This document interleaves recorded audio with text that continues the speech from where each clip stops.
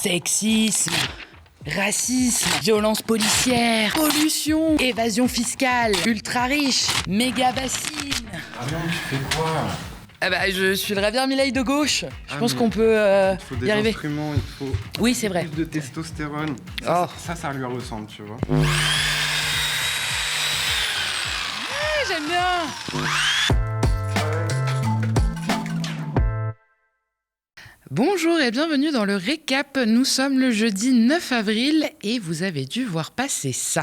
Alors, la loi relative à la différenciation, la décentralisation, la déconcentration et portant différentes mesures de simplification d'action publique locale, voilà, d'aller broyer, parce qu'on sait qu'en fait, à la fin, ça va être plus correct. Le code de la commande publique qui fait qu'on paye tout 30% plus cher, broyer aussi.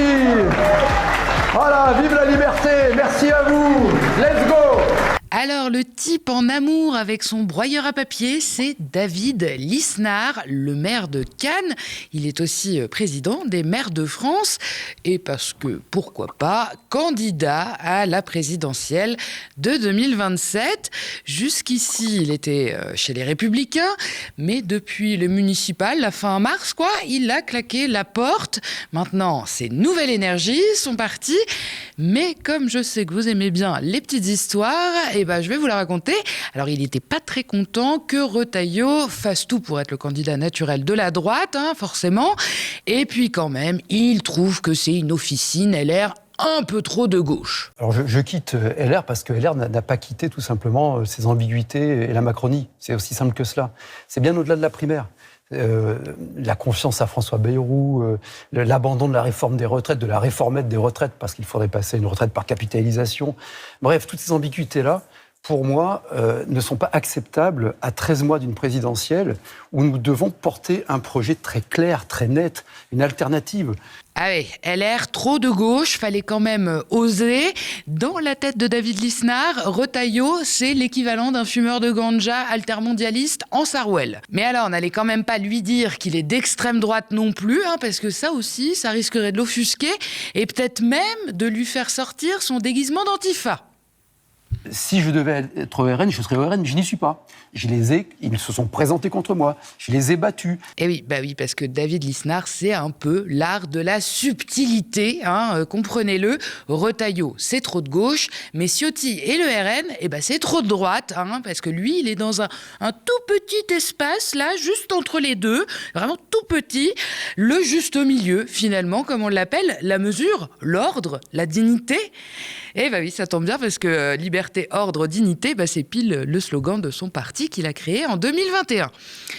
Au fond, tout ça, c'est bien gentil, ces petites histoires partisanes, maquillées en conflits de valeurs profondes. Mais en fait, ça ressemble surtout à du vernis pour se donner un petit peu de carrure politique, histoire d'avoir l'air sérieux 2 minutes. Mais derrière, on a bien compris la petite cuisine électoraliste bien rodée, pour s'assurer d'avoir une place en haut de l'affiche. Parce que, on a compris, David Lisnard, il s'y voit déjà dans les fauteuils de l'Élysée, ça a l'air confortable, et il compte bien tout faire pour pouvoir tenter sa chance comme les autres. Et pour espérer mettre un pied à l'Élysée Palace, il faut quand même se frayer un chemin au milieu d'un véritable champ de mines, vu le nombre de concurrents en lice. Parce que 2027, c'est à peu près aussi prisé que le marathon de Paris. Tout le monde veut son dossard et sa petite photo trempée de sueur. Même Ségolène Royal et François Hollande, notre couple star, c'est dire. Alors, pour exister là-dedans, il faut évidemment sortir du lot, imposer un projet qui claque et faire plus de bruit que les autres. Et c'est là que revient le fameux broyeur à papier. Ça vous rappelle personne ?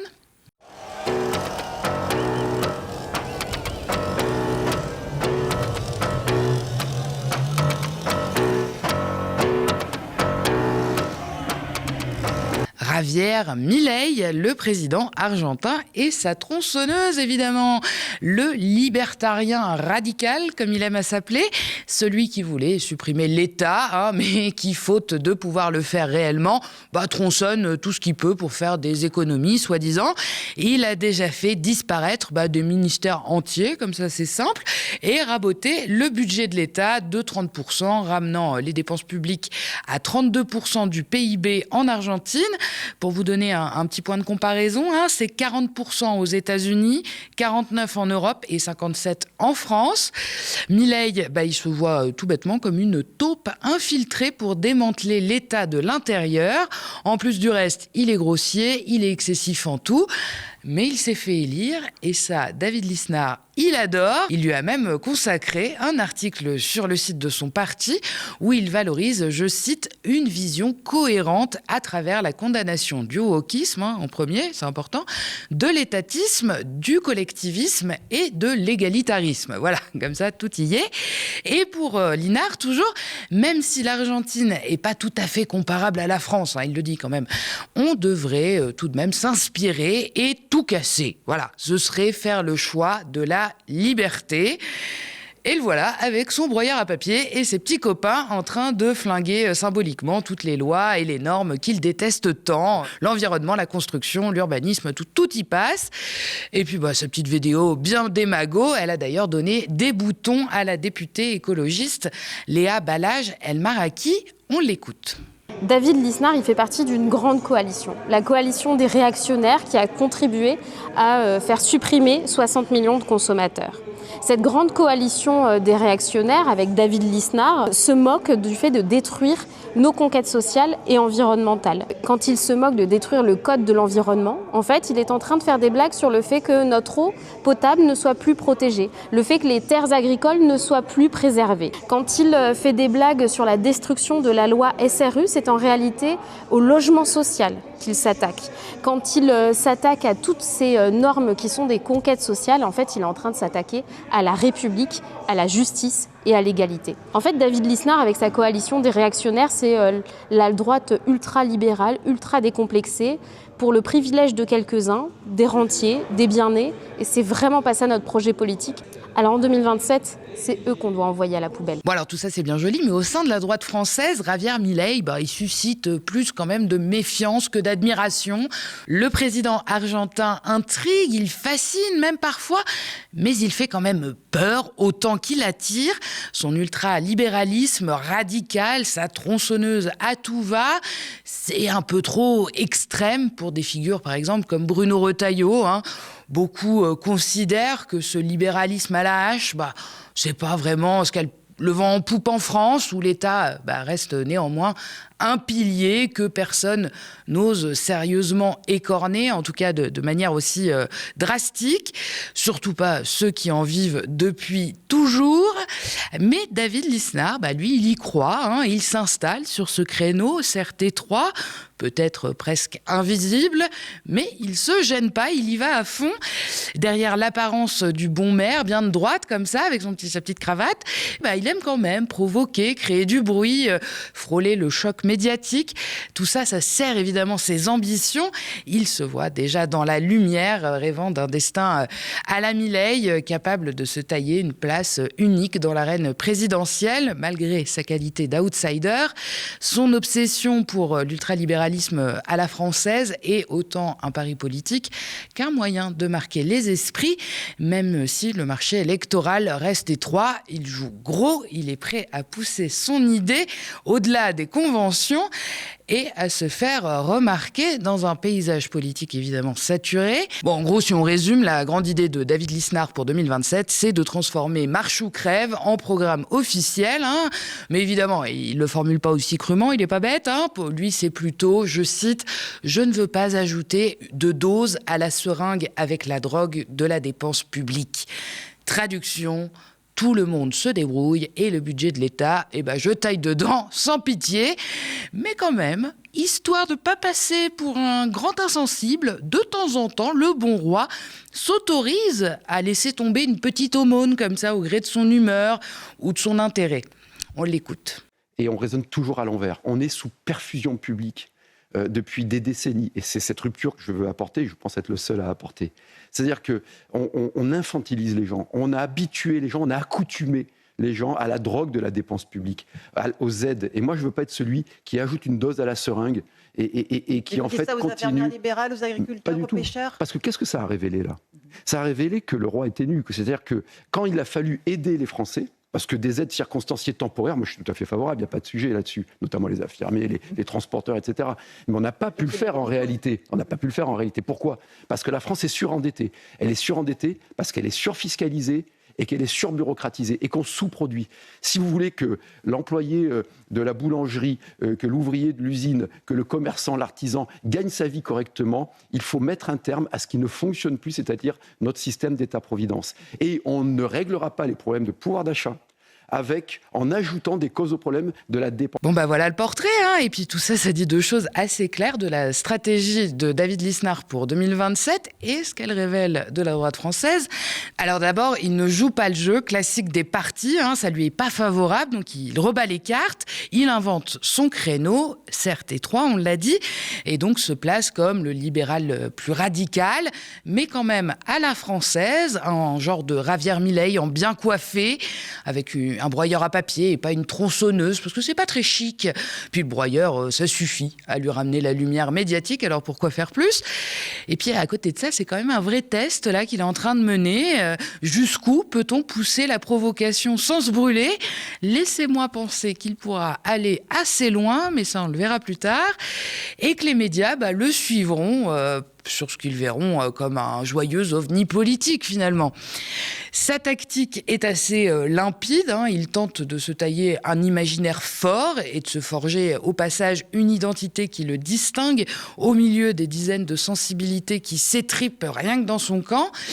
D'ailleurs, c'est pas si bête comme stratégie, hein, sur le papier, il faut bien lui reconnaître. Le souci, c'est quand même que son catalogue d'idées a un gros goût de moisi et que ces modèles frôlent la démence. Voilà, c'est un tout petit hic. L'ambition est bien là, la lucidité un peu moins. Et on fait une petite pause avant de continuer avec le reste de l'actualité. Si vous aimez le récap et que vous avez envie qu'on discute ensemble, de connaître les coulisses de l'émission ou même de choisir et de proposer des sujets, je vous attends sur le canal de discussion Instagram. Le lien pour le rejoindre est dans la barre d'infos. Et puis vous le savez, hein, sans vous, pas de récap et pas de médias non plus. Depuis plus de 8 ans, notre chaîne télé tient bon en indé dans un paysage audiovisuel toujours plus concentré et réactionnaire. Chaque jour, nos plus de 25 travailleurs et travailleuses mènent courageusement la bataille de l'info. Mais pour continuer, nous avons évidemment besoin de vous.